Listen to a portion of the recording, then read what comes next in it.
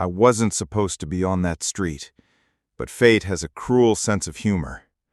I'd just wrapped up a site inspection and decided to swing by my daughter's place. No warning, just a father's instinct.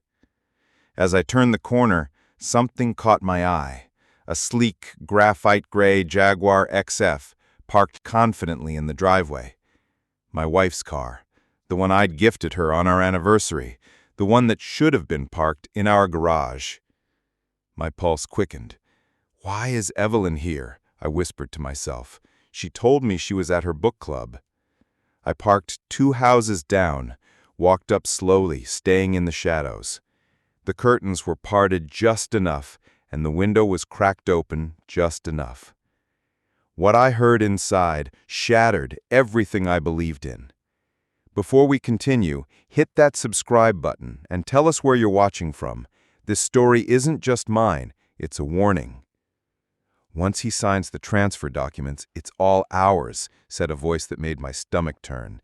Evelyn, my wife of 27 years. She was sitting on my daughter's couch, legs crossed, sipping wine like she was celebrating. Across from her stood Julian, my son-in-law, corporate lawyer, too polished, too rehearsed. "The new asset division laws work in our favor," Julian said, flipping through a folder. "We file in August, cite emotional neglect. Evelyn walks away with half the estate plus monthly support." Evelyn laughed, that soft, calculated laugh I used to find elegant. Now it sounded like betrayal. "The vineyard alone is worth $8 million, she said. "Add the antique collection, the beach house, the stocks, we're looking at nearly $15 million. My hands trembled. I pulled out my phone, hit record. "And the best part," Julian continued, "he's clueless. We've been compiling everything for months. Bank records, insurance policies, even the offshore accounts. He practically gift-wrapped his empire." Evelyn leaned back, eyes gleaming. 2 years of pretending to care, listening to his business rants, smiling through his vineyard tours. God, the man actually thinks I still love him.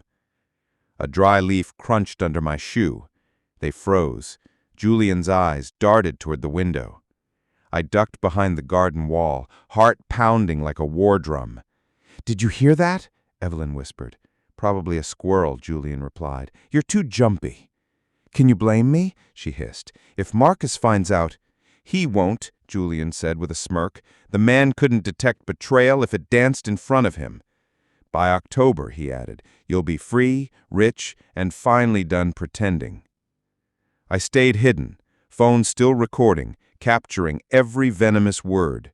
When I finally crept back to my car 15 minutes later, the world I knew had shifted. Not cracked, not bent, but tilted off its axis entirely. 27 years of marriage reduced to a legal ambush between my wife and my son-in-law. That folder on the coffee table haunted me. Months of planning, months of documentation, months of betrayal. While I was working 16-hour days to build our legacy, they were blueprinting its destruction. I sat in the driver's seat, staring at my hands wrapped around the wheel, the same hands that had laid the first brick of our vineyard estate, that had signed every payroll check, that had walked Evelyn down the aisle when her own father refused to attend our wedding. Her voice echoed in my memory. "The man actually thinks I love him." The worst part?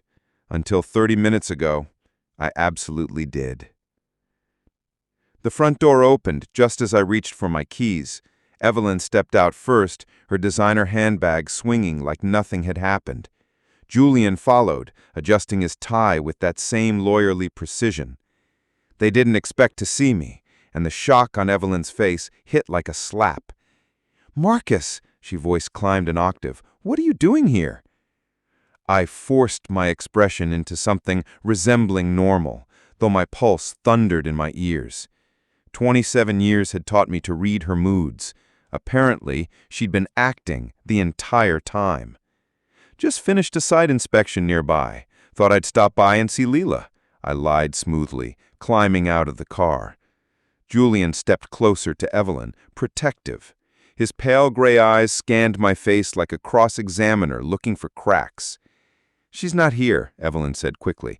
I was helping Julian organize some legal documents for a client. The lie rolled off her tongue like she'd rehearsed it. How many lies had I swallowed over the years without question? Oh, I kept my voice light. Didn't you say you'd be at work until 6 today? Something about the Langford proposal? A flicker of panic crossed her face. I left early, headache. Sorry to hear that. I turned to Julian, smiling like a man who hadn't just heard his life unravel. Working on an interesting case? Asset division, he replied without thinking, then caught himself. For a divorce client. Very complex financial situation. The irony would have been amusing if it weren't gutting me from the inside. Evelyn's eyes darted between us, calculating. How long have you been here, Marcus? Just pulled up. Why? No reason, but her smile looked painted on. You seem tense. Everything okay? The woman who'd plotted my financial ruin for months was asking about my well-being. I almost laughed. Long day, you know how it is. I gestured toward Julian. Don't let me interrupt your work session. We were just finishing up, Julian said, his hand settling on Evelyn's lower back. The gesture was automatic, intimate. How long had that been happening? Good timing, then. I pulled out my phone to check the time, making sure they saw it. Julian's eyes lingered on the screen. I should head home. Dinner won't cook itself. Evelyn's laugh sounded forced. I'll be along shortly. Just need to wrap up a few things. Take your time. I opened my car door, then paused. Oh, Evelyn, Dr. Helmstrom's office called. Something about rescheduling your physical, conflict with your work schedule. Her face went blank for a split second, then recovered with impressive speed. Must be a mix-up. I'll call them later. No worries. These things happen. I slid into the driver's seat, heart hammering. See you both later. As I backed out of the driveway, I watched them in the rearview mirror, frozen, then leaning in close, heads bent in urgent conversation. The three-way dance of deception was complete. They suspected I might have overheard something. They knew they were planning to destroy me, and all of us were pretending everything was perfectly normal. Evelyn would drive home separately, armed with excuses.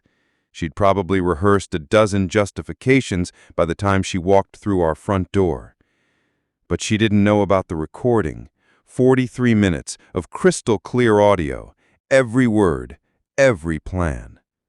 I pulled into traffic, hands steady on the wheel for the first time in an hour. The shock was fading, replaced by something colder, sharper. They thought they were playing chess with checkers players.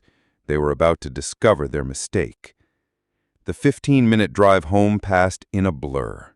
My Honda rolled into our circular driveway like muscle memory, past the manicured gardens Evelyn insisted someone else maintain, past the fountain she commissioned for our 20th anniversary. I sat in the car for several minutes, staring at the house I built with my own hands in 1995. Every board, every nail, every detail, a love letter to the woman now plotting to steal it. The front door opened into silence, not peaceful, hollow.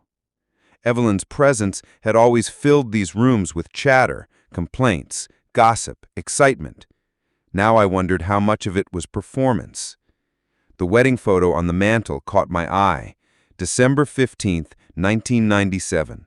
Evelyn radiant in ivory silk, me awkward in a rented tux, both of us glowing with what I thought was real happiness.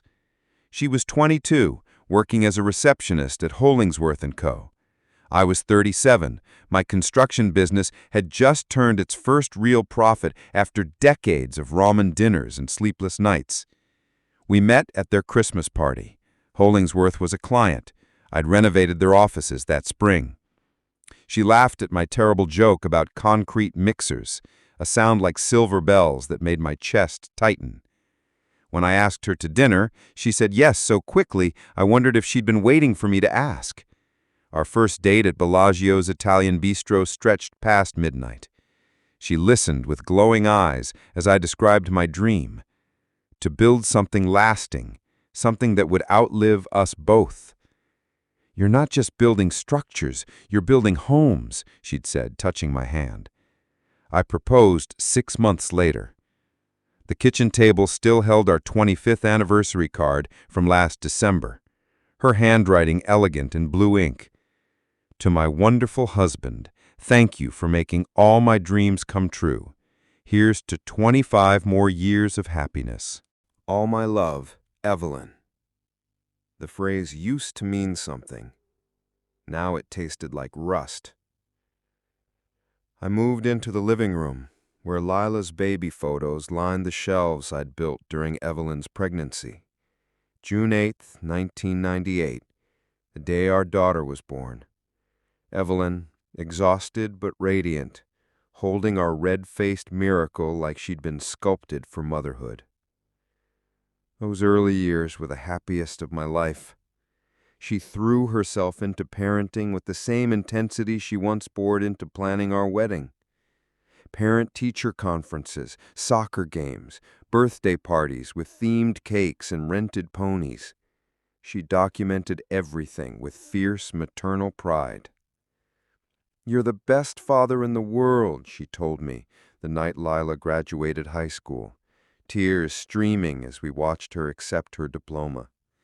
"She's going to do incredible things because of the foundation you gave her." Not we, you. The cracks had already begun to show. I sank into my leather recliner, the one Evelyn always said was too ugly for the formal living room, and let the memories flood in. Our 10th anniversary cruise to Alaska. Evelyn genuinely delighted by glaciers and wildlife. Lila's college graduation, all of us crying as she walked across the stage with her psychology degree. Christmas mornings filled with laughter and chaos, Evelyn insisting on elaborate decorations that took weeks to install and one day to dismantle. When had gratitude turned into entitlement? When had "thank you for this life" become "we deserve more"? The answer was on my phone. 43 minutes of betrayal. Evelyn hadn't loved me in years, maybe decades. Every kiss, every anniversary dinner, every whispered "I love you" in the dark. Calculated. Manipulation designed to keep me working, earning, building wealth she could eventually claim. 27 years of marriage reduced to a legal strategy session. I sat in the growing darkness, surrounded by the evidence of what I thought was a happy life, and felt something cold settle over the grief. Evelyn thought she was playing the long game, positioning herself for maximum gain while maintaining plausible deniability. But she had no idea who she was playing against. The same mind that built Coal Stone Developments from a single truck and a borrowed tool set was now focused on a different kind of blueprint. I forced myself to think like the businessman I always been. When had Evelyn shifted from partner to predator? The answer came with brutal clarity. 2020, when Coal Stone landed the Morrison municipal contract, $50 million over 3 years, the biggest project in company history. I came home that April evening expecting celebration, champagne, support. Instead, Evelyn was at the kitchen table with a real estate magazine and a calculator. "This means we can finally afford the house on Elm Street, the one with the circular driveway and the pool. The Hendersons are asking $4.2 million. No congratulations, no pride, just a shopping list. "Evelyn, I haven't even signed the contract yet. There's design work, permits, negotiations. But the money's guaranteed, right?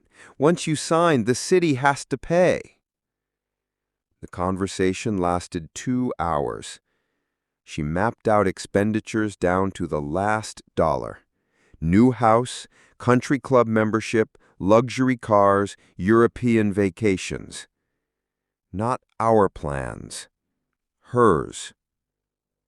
By 2021, the demands escalated. The country club became non-negotiable when the Pattersons joined.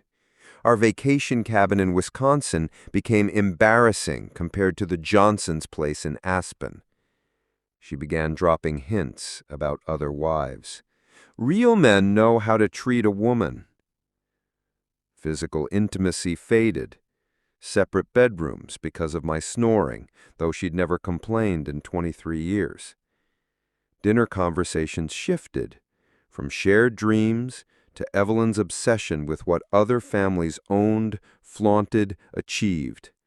Sarah Mitchell's husband bought her a Mercedes just because he appreciated everything she sacrificed. Sacrificed? As if living in luxury while I built an empire was some kind of burden? Then came Julian. After Lila's wedding in September 2023, Evelyn's fascination with legal matters intensified.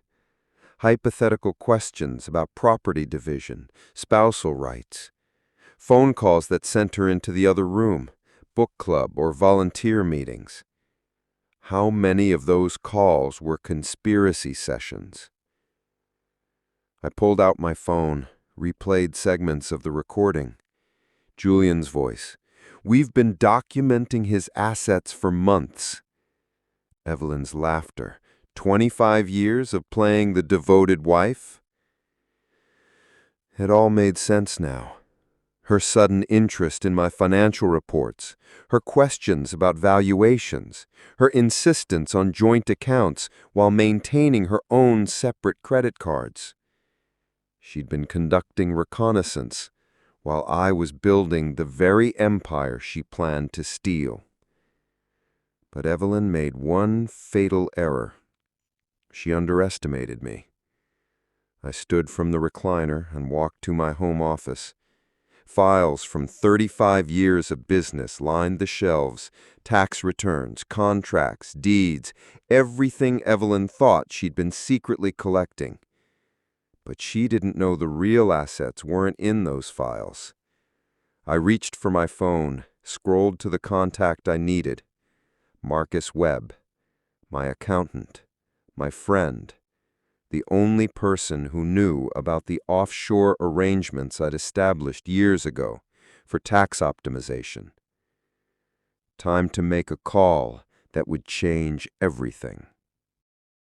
3 days later, my home office had transformed into a war room. 2 laptops hummed quietly on the mahogany desk I'd built myself. Screens filled with bank statements, legal databases, property records. Yellow legal pads covered every surface, columns labeled assets, weaknesses, timeline, leverage. I shaved carefully that morning, put on my best navy suit, and slipped on the reading glasses Evelyn always said made me look distinguished. Grief had crystallized into strategy. Marcus had been more helpful than I dared hope. 3 offshore accounts, completely legal, fully documented, invisible to anyone without forensic accounting skills. Evelyn's amateur sleuthing had missed the real treasure. She cataloged the visible kingdom, but the crown jewels, still hidden. But Evelyn had been busy too. Her credit card statements told a fascinating story. $47,000 in unauthorized transfers over 8 months, funneled into a joint savings account I'd never opened. The beneficiary name made my jaw clench. Daniel Julian Thompson. The man who planned to dismantle my life had vulnerabilities of his own, and I was about to exploit them, every one of them. They'd been positioning themselves as financial partners long before their conspiracy began. Luxury lunches at Riverside Country Club, $300 spa treatments, designer purchases that suspiciously aligned with Evelyn's so-called book club meetings. Every expense painted a portrait not of a wife managing a household, but of a woman preparing for a different life. The 8th HMED handbag she bought last Tuesday carried a bitter irony. She'd complained about grocery costs that very morning. But Julian's weaknesses were even more revealing. My contacts in the construction industry had been generous. Davenport's most ambitious attorney is drowning in debt. $180,000 in student loans, $8,500 monthly office lease chosen for image, not prudence, a reputation for cutting ethical corners when payment deadlines loomed. Thompson's sharp, but he's got champagne taste on a beer budget, owes 3 of my subcontractors nearly $25,000, always promises payment next week, then vanishes. The State Bar Association's website revealed 2 dismissed complaints in the past year, both involving client fund mismanagement. Dismissed, but documented. In legal circles, even failed complaints leave permanent stains. I leaned back in my leather recliner, surveying the intelligence gathered over 72 hours of quiet investigation. Evelyn and Julian had Estimated their opponent catastrophically. They saw a trusting husband, a man who worked long hours and rarely questioned household expenses. They missed the strategist, the builder, the man who turned Coldstone Developments from a single truck into a $12 million enterprise. The phone rang, snapping me from my thoughts. Lila's name flashed on the screen. "Hey, sweetheart," I said, keeping my voice warm. "How's your day going?" "Dad, I need to ask you something." Her tone was careful, neutral, the kind she used with patients who might break. "Is everything okay between you and Mom lately? There's been this weird tension whenever I'm around both of you." My hand tightened around the phone. How much did she know?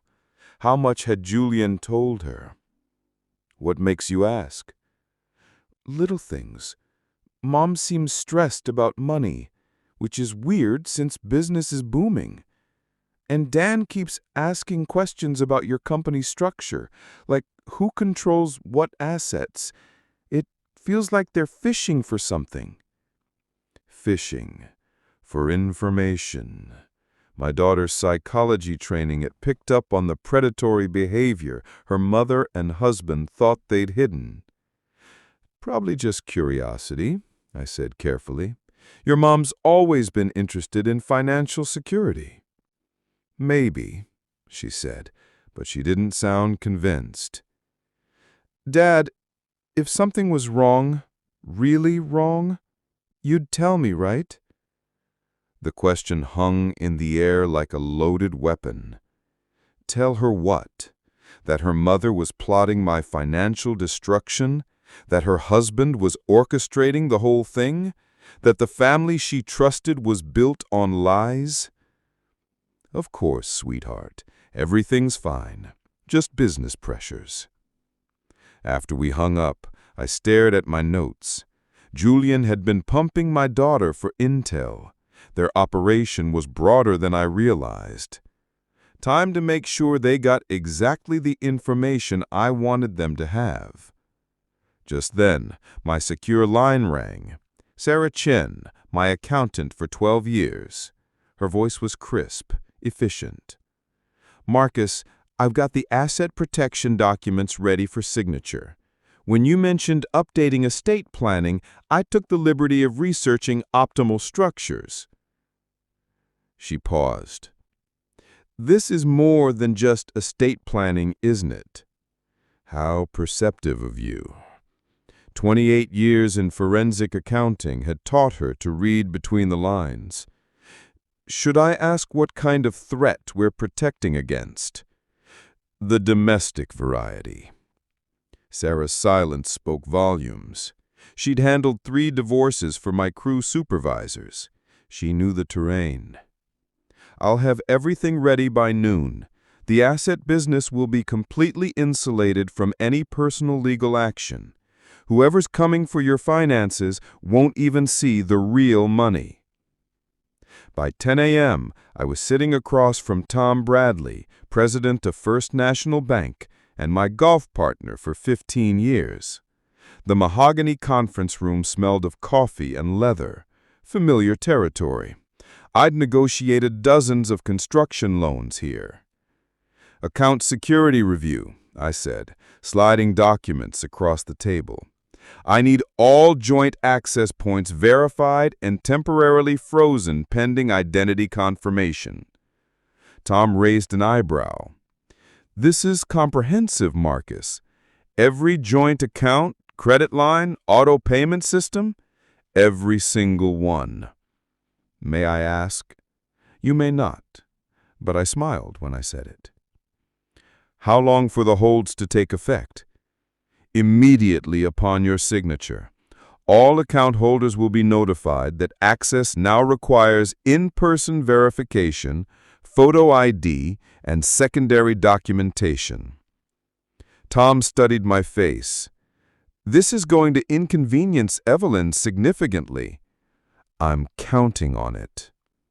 The security holds activated at 11:47 a.m., just as Evelyn was sitting down for her weekly lunch at Riverside Country Club, with 3 other construction wives.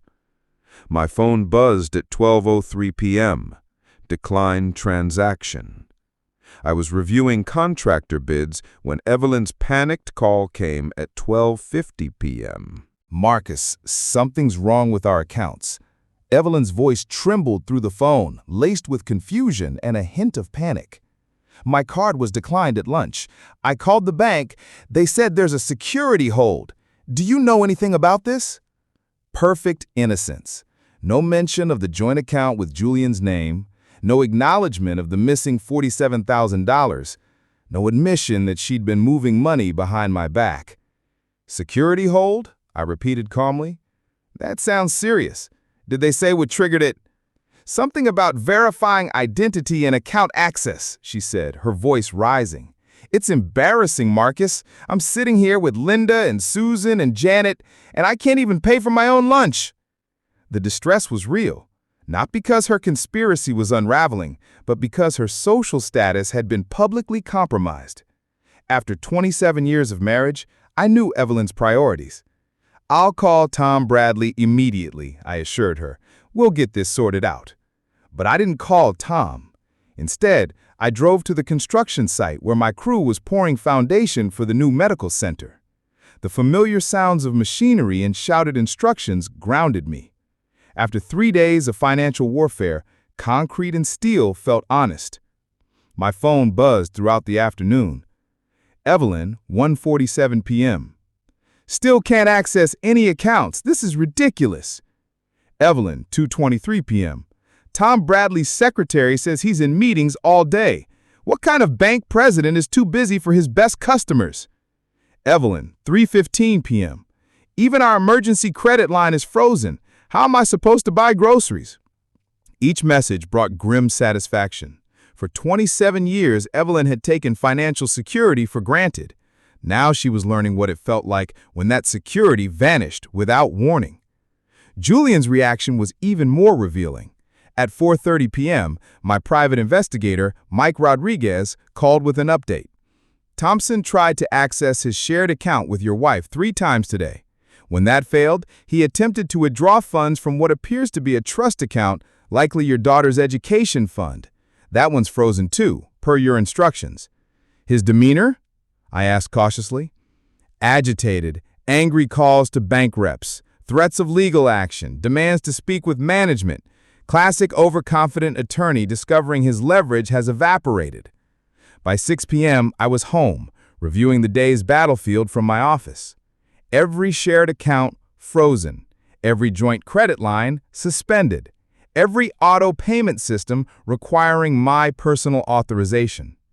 Evelyn's access to 27 years of accumulated wealth had been reduced to whatever cash she carried in her purse. And it was all legal. A husband protecting marital assets pending estate review. Tom Bradley would confirm that standard banking protocols had been followed precisely. But Evelyn and Julian would understand the message perfectly. The man they planned to ambush was no longer playing defense. At 7:47 p.m., my phone rang, Evelyn's number. But the voice that answered would be desperate now, not manipulative. Time to see how quickly conspirators turn on each other when the walls start closing in. At 7:15 p.m., Evelyn stormed into Thompson & Associates. Her heels clicked frantically across the marble lobby. Mike Rodriguez was watching from the coffee shop across the street. He had a clear view of the entrance. The frantic call Evelyn made from our driveway, "Julian, we need to talk. Something's gone terribly wrong," had been loud enough for our neighbor to overhear. Discretion was no longer a priority. On the 14th floor, Julian's corner office glowed like a crisis bunker. Through the window, binoculars revealed two figures hunched over a conference table covered in documents. Their body language screamed, "He knows." Evelyn's voice carried through the building's old ventilation system to the accounting firm next door where Mike's contact had an office. "Marcus knows something. He's cutting off everything. I couldn't even buy gas for my car." Julian's response was sharp, professional, his litigation voice engaged. "The timing isn't coincidental. 3 days ago, you said he showed up at Leela's house right when we were discussing strategy. He must have overheard something." "How much could he have heard?" Evelyn asked. "Enough to understand," Julian said grimly. "We're not playing around anymore." Papers rustled. Julian reviewed documents with surgical precision. "We need to assume he recorded our conversation. Everything we said, assets, timeline, strategy, all of it potentially documented." Silence followed.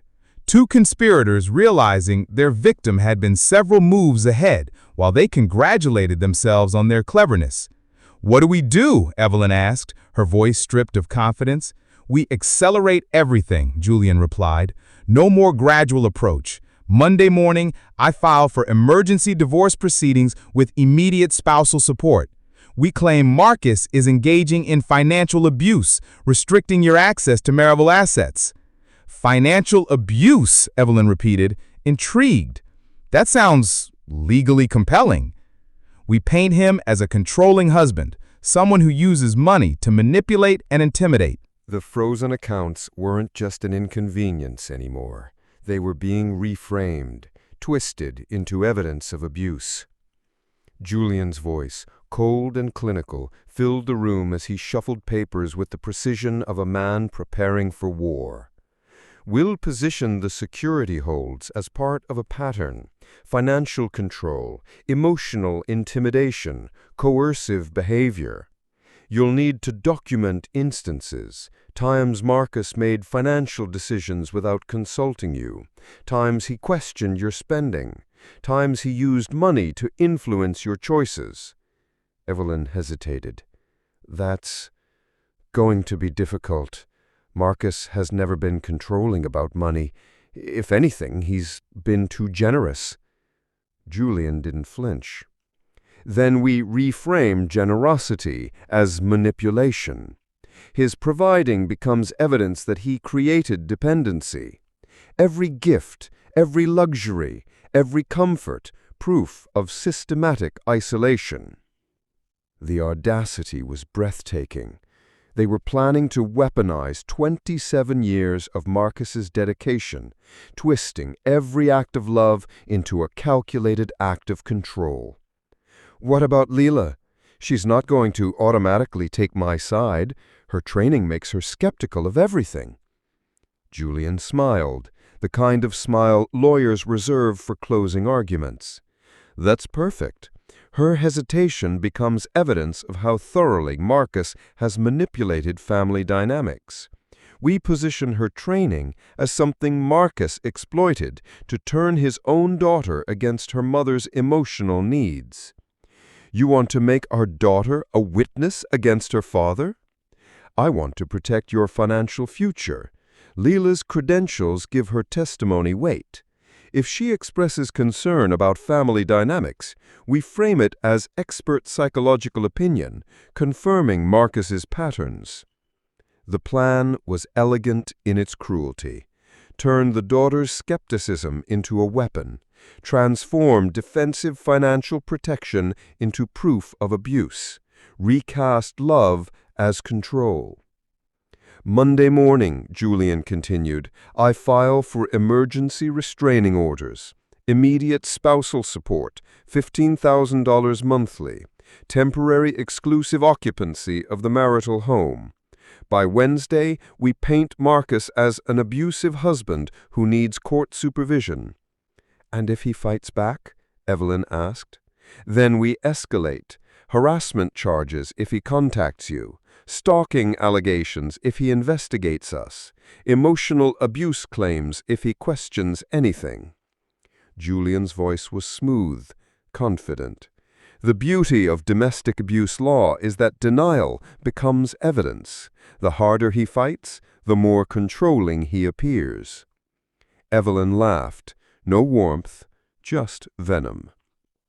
Poor Marcus. He has no idea what he's unleashed. 27 years of playing the trusting husband. Time to teach him that nice guys finish last. They spent another hour coordinating stories, securing communication channels, and preparing for what Julian called total legal warfare. Every conversation, every transaction, every interaction now part of a campaign to destroy Marcus's finances, reputation, and relationship with his daughter. At 9:30 p.m., Evelyn left the building. Her phone buzzed with Julian's first strategic text. Remember, you're not an angry wife anymore. You're a terrified victim, finally finding courage to escape your abuser. Saturday morning found Evelyn and Leela at Cafe Luna, their usual spot for mother-daughter brunches. Evelyn chose their regular corner table. Intimate, private, perfect for confidential manipulation. But this time, she wasn't seeking maternal connection.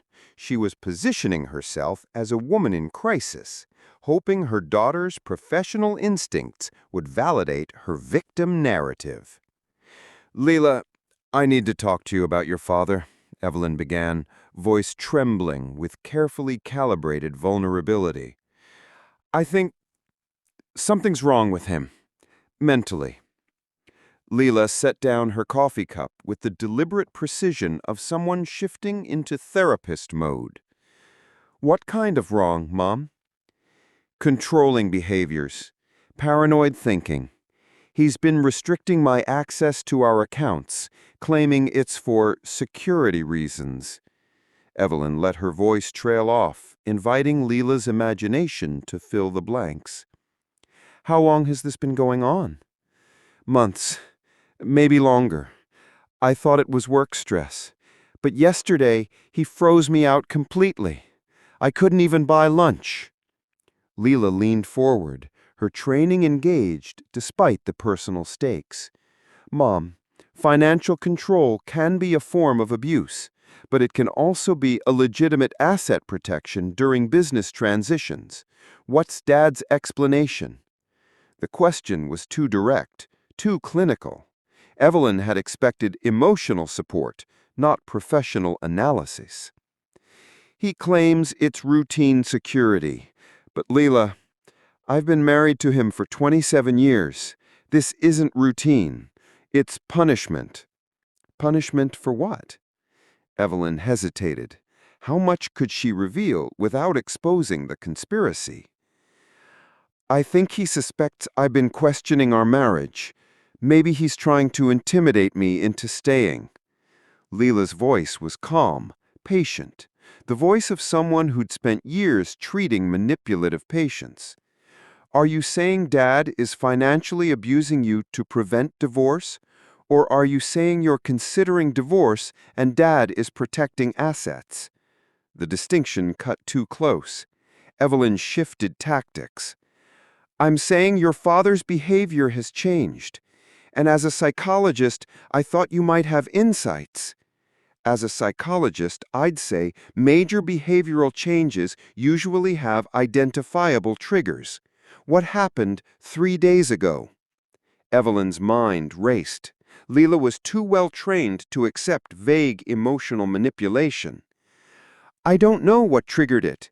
That's what scares me. But Leela was studying her mother's face, reading micro-expressions, verbal inconsistencies, emotional gaps. Mom, are you asking for psychological advice, or are you asking me to take sides? The question shattered Evelyn's strategy. Her daughter wasn't going to validate the victim narrative. I'm asking you to help me understand what's happening to our family. Then I suggest you talk to Dad, honestly, instead of asking me to psychoanalyze him based on your interpretation. Evelyn left the cafe 20 minutes later, furious not just at Leela's detachment, but at the implications. If her daughter refused to support the narrative, the entire strategy could collapse under professional scrutiny. Meanwhile, 40 miles away at Coldstone Developments, I was reviewing bids when my phone rang. Jim Morrison's name flashed on the screen. It was 10:15 a.m., and the battlefield was about to shift again. Just as I was reviewing weekend job site reports, my phone rang. Jim Morrison, straight shooter, old school contractor. The kind of man who never called unless it mattered. Marcus, thought you'd want to know. Julian Thompson's got problems brewing with the state bar. I sat up. What kind of problems? 3 subcontractors filed complaints last month. Julian collected fees from his client but never paid the trades. Classic trust account violation if they can prove it. I set down my coffee, mind already calculating the implications. How serious? Serious enough that the bar scheduled a hearing next week. He's scrambling to find $23,000 to make the subcontractors whole before the investigation wraps up. $23,000, the exact amount Julian owed, according to my research. Jim, would those subcontractors be willing to talk if someone from the construction community reached out? Absolutely. They're furious. He's been promising payment for 6 months, always blaming delays on clients or court schedules. They're small operators. They can't absorb those losses. I spent the next 3 hours making strategic calls. Bob Martinez from Martinez Electrical, waiting 8 months for $7,400. Steve Chen from Chen Plumbing, owed $9,200 since last October. Randy Foster from Foster Roofing, still waiting on $6,500 from a job completed in November. Each call followed the same pattern. Professional courtesy from Coldstone Developments, checking references before potentially hiring Julian Thompson. Each contractor eager to share warnings about Julian's payment practices, ethical shortcuts, and professional unreliability. By 1 p.m., I had documented evidence of a systematic pattern. Julian using trust accounts like personal checking, violating state bar regulations, misleading subcontractors. At 2:30 p.m., I called the state bar's ethical complaint hotline. I'd like to file a formal complaint about attorney misconduct, I told the intake specialist. Julian Thompson has engaged in a pattern of trust account violations and misrepresented payment timelines to construction professionals. The form asked for documentation. I provided names, amounts, dates, and supporting evidence. 3 contractors agreed to serve as witnesses.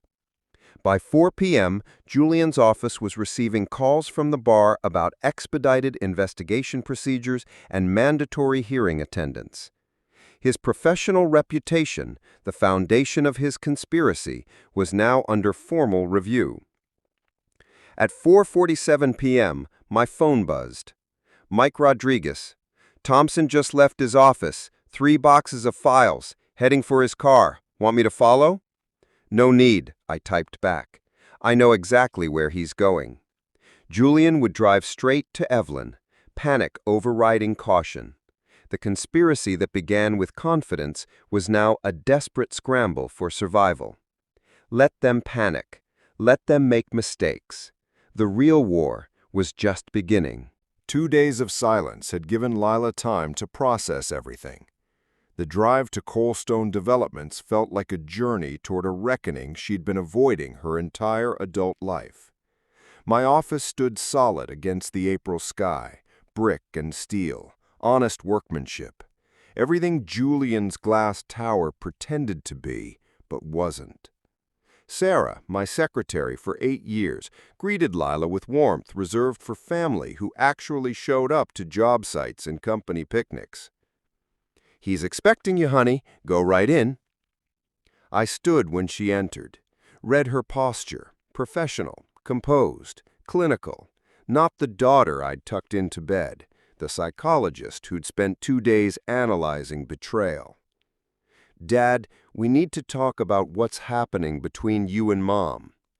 Her voice was neutral, careful, the tone she used with troubled patience. "I've spent 2 days reviewing everything. I need to understand your perspective." "What's your mother told you?" "That you're exhibiting controlling behaviors, financial manipulation, possible emotional abuse." She sat across from me, hands folded precisely. "She wants me to support her victim narrative, using my professional credentials." The clinical language stung, but I recognized her strategy: distance, objectivity, truth. "And what do you think?" Lila's green eyes, so much like Evelyn's, but clearer, studied my face. "I think Mom tried to manipulate you the same way she's been manipulating you." "Show me the evidence, Dad. I need to hear what you heard." I hesitated. Once I played that recording, there'd be no protecting her from the truth about her mother, her husband, her family. But Lila was 30, licensed, capable. I pressed play. Evelyn's voice filled the room. "When the old fool finally signs the papers, we'll have everything we planned for." Lila's expression didn't change at first. Professional detachment held as she listened to her mother mock 27 years of marriage, heard Julian calculate legal strategies for maximum damage, absorbed their cold discussion of timelines and asset division. But when Evelyn said 25 years of playing the devoted wife, Lila's composure cracked. Her hands clenched once, then relaxed. The recording ended. Silence stretched between us like a bridge neither wanted to cross. "How long have you known?" she asked. 6 days. I overheard the conversation at your house last Tuesday. "And you've been, building a defense strategy while pretending everything is normal?" "Something like that." She leaned back, processing. "Mom asked me to evaluate your mental state. She wanted me to provide a professional opinion that you were abusive." "What did you tell her?" "That I couldn't ethically assess someone without proper evaluation. That her claims seemed inconsistent with your behavioral history." Her voice carried a note of anger now. "She tried to use my training as a weapon against you, against professional standards." The weight of betrayal, not just mine, but hers, settled between us. "I'm sorry you've been dragged into this, sweetheart." "I'm not," she said, voice sharpening. "I'm glad I know the truth." She paused. "The question is, what happens now?" I studied her face. Strength I'd helped build. Independence I couldn't control. "That's your choice, Lila. I won't ask you to choose sides." I already have. Lila stood up. Decision made. Her voice was steady, not angry, but resolved. "I choose truth over family loyalty. I choose evidence over emotion. And I choose to support the parent who didn't try to manipulate my professional ethics." Relief flooded through me, followed immediately by concern. "What about Julian? What about him?" Her voice went cold. "My husband participated in a conspiracy to financially destroy my father, while using my psychology practice as cover. That marriage is over." Lila. "Dad, I'm not making this decision in anger. I'm making it based on character assessment and behavioral evidence." She moved toward the door, then paused. I'll testify honestly about family dynamics if needed, but I won't be anyone's weapon, including yours. I understand. Good, because there's one more thing I need to do. She left my office with the stride of someone who'd found moral clarity in a situation designed to destroy it. 20 minutes later, she walked into her own home to confront the man who'd betrayed not just her father, but the ethics she'd spent years building. Lila's key turned in the lock at 7:30 p.m. Julian's startled expression revealed he hadn't expected her home early. He was sprawled on the couch, legal documents scattered across the coffee table, a half-empty whiskey bottle within reach. "We need to talk," she said, setting her purse down with deliberate precision. "Rough day," he muttered, not looking up. "Barrett deposition got postponed again." "I know about the conspiracy, Julian." His head snapped up. The lawyer's mask slipped, revealing something desperate underneath. "What conspiracy?" "The one where you and my mother planned to financially destroy my father, while using my psychology practice to support false abuse allegations." She remained standing, maintaining advantage. "I heard the recording, every word." Julian set down his whiskey glass with exaggerated calm. "Lila, I think you're misunderstanding. 25 years of playing the devoted wife. Sound familiar?" The color drained from his face. Julian Thompson, who could argue cases before the state Supreme Court, suddenly looked like a man watching his world collapse. "How much did you hear?" "Everything. Asset division strategy, timeline, your fee calculation, Mom's performance reviews." She sat across from him, professional distance intact. "Was our entire marriage part of this plan?" 3 days later, Evelyn discovered that social destruction moves faster than legal proceedings. The Riverside Country Club dining room buzzed with Saturday brunch chatter, but clusters of women fell silent as she approached. Linda Patterson, her bridge partner for 5 years, became fascinated by her Eggs Benedict when Evelyn stopped to say hello. Susan Morrison claimed an urgent phone call rather than continue their conversation. By the time Evelyn reached her usual table, she understood. The conspiracy had become public knowledge. "Margaret, dear," said Janet Crawford, voice dripping with false sweetness. "We missed you at the planning committee meeting yesterday." "What meeting? I wasn't informed." "Oh, didn't you get the message? We had to make some organizational changes. You understand." Evelyn began to recognize the pattern. Calls not returned. Invitations rescinded. Social doors closing, with whispered efficiency. Meanwhile, I conducted my own campaign with considerably more success. 35 years of honest dealing had earned me credibility that no legal maneuvering could destroy. My lunch with Tom Bradley at the bank was strategically productive. Over coffee, I shared just enough detail to establish facts without appearing vindictive. Margaret and our son-in-law developed concerning plans regarding our assets. I've had to implement protective measures. Tom's response was exactly what I'd hoped for: professional understanding mixed with personal sympathy. That evening, at the Chamber of Commerce board meeting, Jim Morrison asked about Evelyn's absence from the recent fundraiser. "Marriage difficulties," I said quietly. "Sometimes you discover people aren't who you thought they were."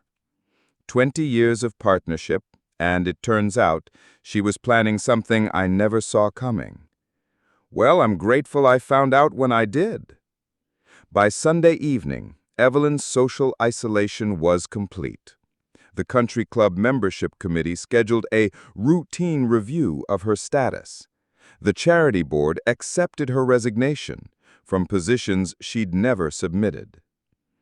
Julian's professional collapse accelerated alongside Evelyn's exile.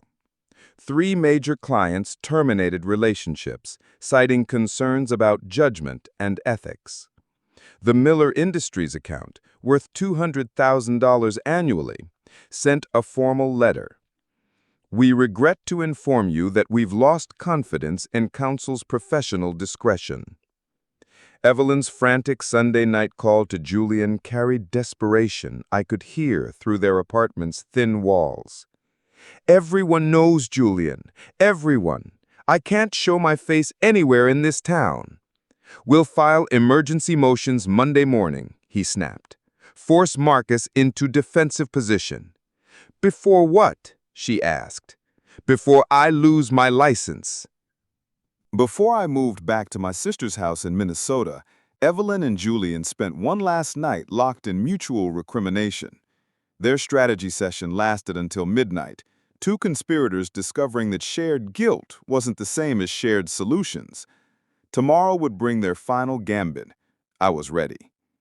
Evelyn arrived at Linda Hawthorne's downtown office, a divorce attorney known for scorched earth tactics and 5-figure retainers. The glass conference room overlooked the courthouse where Evelyn hoped to destroy me, but Linda's expression suggested limited optimism. "Mrs. Cole, I've reviewed your materials," she said, voice clipped and clinical. "Your husband's financial protections appear legally sound. Joint account holders have the right to restrict access during marital discord." "But it's financial abuse," Evelyn insisted, her desperation leaking through the victim persona. "He's controlling every aspect of my access to money we earned together." Linda consulted her notes. "According to tax records spanning 25 years, he earned it. Your income contributions appear minimal. You haven't been employed outside the home since 1989. Evelyn's face flushed. Being a homemaker had once meant luxury. Now it looked like dependency. "What about emotional abuse, intimidation tactics? Can you document specific incidents?" The question hung in the air. Evelyn had spent sleepless nights trying to construct believable abuse patterns from 27 years of Marcus's generosity. "He's always been controlling about money. Examples of threats, physical intimidation, isolation from family or friends." "Well, no." Linda's tone sharpened. "Mrs. Cole, domestic abuse cases require evidence. Has your husband ever threatened you physically, prevented you from leaving the house, monitored your communications?" Each question struck holes in Evelyn's fabricated narrative. Marcus had never raised his voice, never restricted her movements, never questioned her friendships. 10 blocks away, Julian discovered that the State Bar Association moved quickly when they wanted answers. Monday morning's ethics committee call carried implications far beyond contractor delays. "Mr. Thompson, we've received additional complaints regarding your handling of client trust accounts, specifically allegations that you've used client funds for personal expenses." Julian's hand tightened on the phone. "Those allegations are unfounded. I've always maintained proper accounting. We have documentation from Martinez Electrical showing invoices submitted 8 months ago, with promises of payment. Your client settled 6 months ago. Where are those funds currently?" Julian didn't answer. The money was in his personal checking account, diverted to cover office rent and student loans. What had once seemed like resourceful cash flow now looked like embezzlement.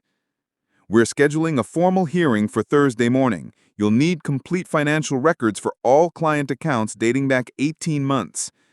By Wednesday evening, Evelyn and Julian reached the desperation that breeds dangerous decisions. Their emergency strategy session in Julian's nearly empty office felt like generals planning a final assault with no ammunition. "We have to file domestic violence claims," Evelyn said, voice trembling with false confidence. "It's the only way to force him into a defensive position." Julian hesitated.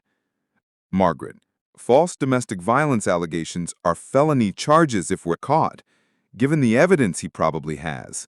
"What evidence? I've never said anything in front of cameras or witnesses that contradicts." She stopped, remembering the recording, the one that started everything.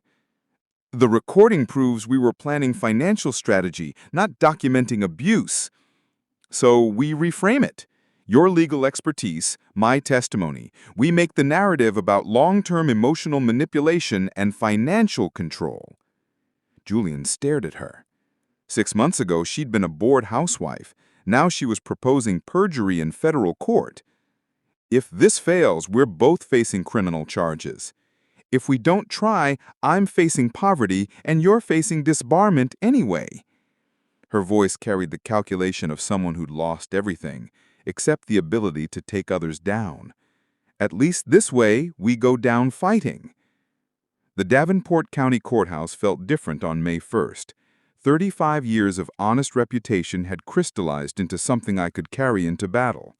Judge Patricia Hendricks presided over domestic relations court with no-nonsense efficiency. She'd seen every form of family deception imaginable. Evelyn sat at the plaintiff's table with Linda Hawthorne. Her outfit was carefully chosen, conservative dress, minimal makeup, nervous demeanor.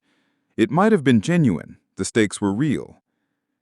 Mrs. Cole, Judge Hendricks began, reviewing the emergency restraining order petition. You allege your husband has engaged in financial abuse and intimidation. Can you describe specific incidents that led you to fear for your safety? Evelyn's voice trembled with practiced vulnerability. Your Honor, for months my husband has restricted my access to our accounts. He monitors my spending. He's made threats about what would happen if I tried to leave. What kind of threats? Financial threats, that I'd be left with nothing, that he'd use his business connections to destroy my reputation. She paused for effect. Last week, he cut off my access to money, even for basic necessities. I watched my wife of 27 years perjure herself with increasing confidence. Each lie built upon the last, creating fictional abuse from a man who'd spent decades providing every comfort she demanded. Judge Hendricks turned to my attorney, James Morrison. Does the defendant wish to respond? James stood with calm authority, earned through 30 years of practicing law without suborning perjury. Your Honor, we have evidence that Mrs. Cole's claims are not only false, but part of a deliberate conspiracy to defraud the defendant of marital assets. That's a serious allegation, Counselor. We have audio recordings of Mrs. Cole and her co-conspirator Julian Thompson planning this exact scenario 6 weeks ago. Evelyn's face went white. Linda Hawthorne whispered frantically in her ear. But damage control was impossible when your entire case was built on lies. I'd like to present Exhibit A, James continued, connecting his phone to the courtroom's audio system. Evelyn's voice filled the chamber. When the old fool finally signs the papers, we'll have everything we planned for. Evelyn's voice filled the courtroom, casual, cruel, and damning. For 43 minutes, Judge Chris listened as the conspiracy unraveled. Evelyn's mockery of our marriage, Julian's legal strategies for asset seizure, their calculated plan to exploit Leela's psychology credentials. The man actually believes I love him, Evelyn laughed on the recording. I watched my wife's fabricated victim narrative collapse in real time.